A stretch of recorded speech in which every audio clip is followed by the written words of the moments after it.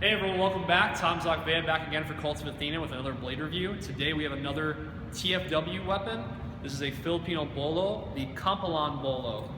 So we'll see that the wood scabbard here wrapped with rattan. Rattan is a vine that's very common in the Philippines. This is the skin of the rattan. Classically, they would be wrapped to hold it together. You'll notice that unlike the northern Zanzibar that had an opening on the scabbard, this one is just completely closed. Classically though, these were just two pieces of wood that were sandwiched together, and the rattan was actually the main wrapping that was keeping it together in the scabbard. The Filipinos weren't really known for having super decorative scabbards unless they were ceremonial blades, really.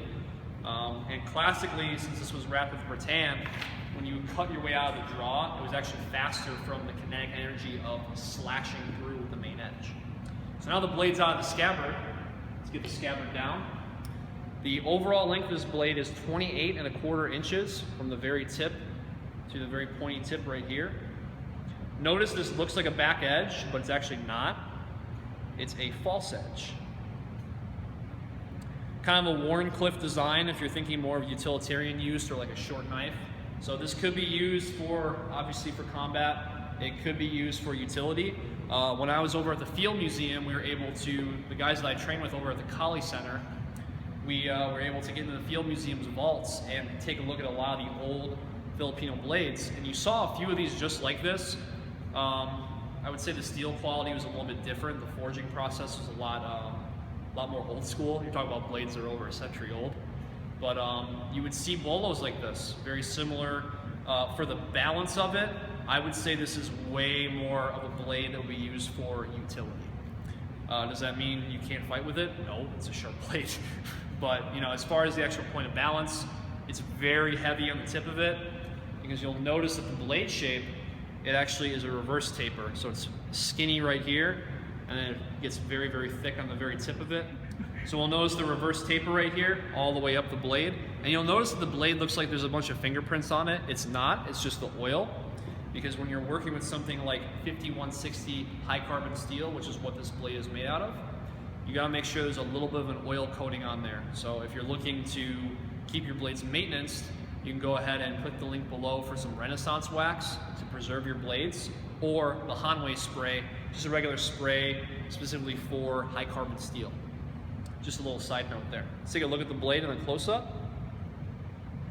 Notice that there's no pommel, it's just a carved out handle here. That way the pinky is protected and you don't lose your blade, it's retention. All the way down the blade here. Get a close-up on the blade shape. And we'll notice, obviously there's no pommel, like I said before.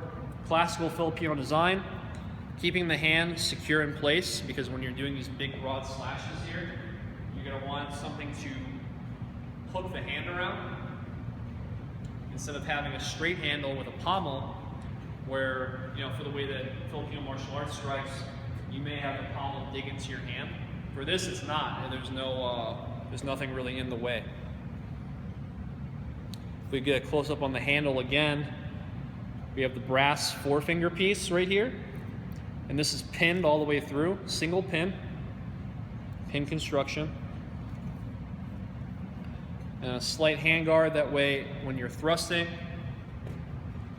when you're on the thrusting line, and if your hand is sweaty, you'll see you have a little bit of a barrier there, that way your hand doesn't slide up.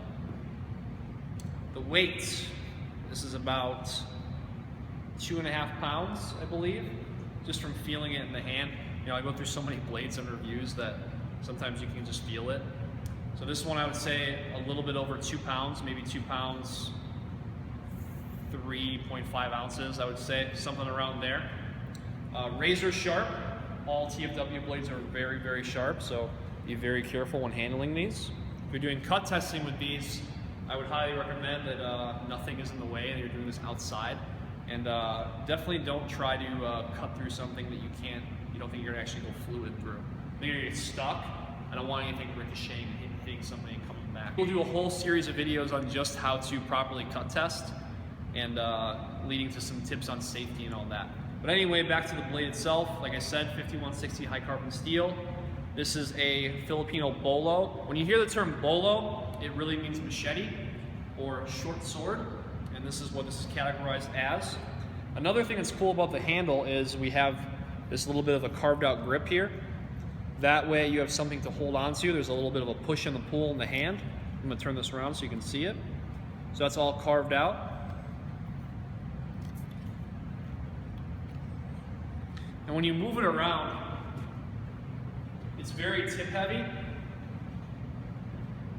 So even when you're going into manipulations, it definitely feels like a chopping blade, more like larger cuts, more so than using manipulation on it. It's a little bit too slow for that. So if you're looking for a blade that you can use to cut firewood with, this would be a really good one for how thick the tip on this is. Actually, there's no separation from the tang of the blade to the back edge, the false edge here. I don't believe you can get a sharpening service on this because it would be a lot of work. You would have to contact customer service to have them let you know. If you're interested in this blade though, just click the link below and then you can be able to go right to it and purchase it. All right, so we've seen the blade out of the scabbard. Let's see how it slides back into the scabbard now. Nice and smooth. Majority of TFW blades do not have retention on them. So majority of them right now, they'll be sliding out. Not necessarily a bad thing.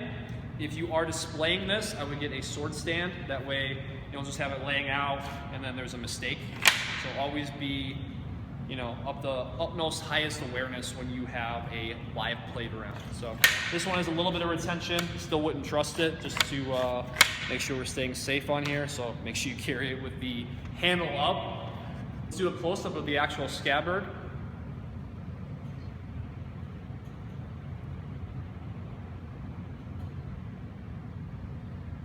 All right, we'll see that the scabbard and the handle have the pretty similar matching color on this, like more of a natural wood design here. This piece on the scabbard here is so you can poke them in both eyes at the same time. I'm just kidding. The scabbard here on the end of it, it's usually just for ornamentation, just some decoration. I'm sure you could like get that on there, but why not? Just use your sword. All right. I guess so I'll move around with this a little bit, kind of give you an idea of how it looks in action. Keep in mind this thing's pretty heavy, so I'm just going to kind of give you an idea of how it looks.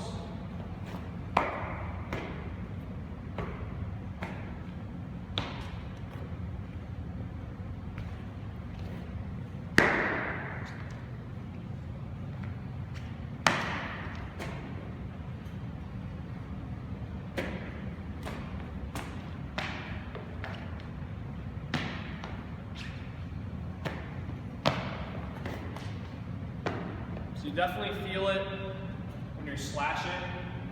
You definitely feel it right at the upper third. If we look at the point of balance, see how far it is from the guard.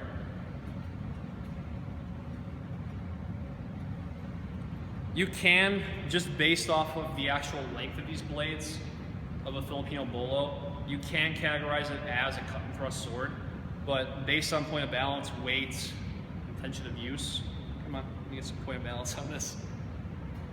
You can tell which ones are more for hacking and which ones are more for manipulation. Like the Northern Zanzibar blade that I reviewed. If you haven't seen that one, check it out in the links below in the related searches in this video. That one's a little bit more agile than this, so this one is a lot more of a chopping blade. All right, so I hope you enjoyed this review of the TFW Kampilan Bolo. You'll see a very simple design here, but a very useful one. In the coming months, as it's getting warmer out, we're to get back into destruction testing, moderate cut testing on other blades as well, pole arms. I've been hounding Ryan about doing armor as well too, so I want to make sure there's a variety on this. So make sure that we're integrating a lot of the other things that you guys have been requesting, building a list. That way we're keeping you guys happy, keeping things nice and light, and it's just a lot of fun to be able to bring these reviews to you guys. So if you are interested in purchasing this TFW Kampilan Bolo, I made it super easy for you. There's a link in the description below. Go ahead and click that link, bring you right to cultofathena.com. But in the meantime, if you have any questions, any other requests on reviews, make sure to subscribe to the channel. Comment below, let me know what your favorite TFW blade is on cultofathena.com. I'll talk to you soon.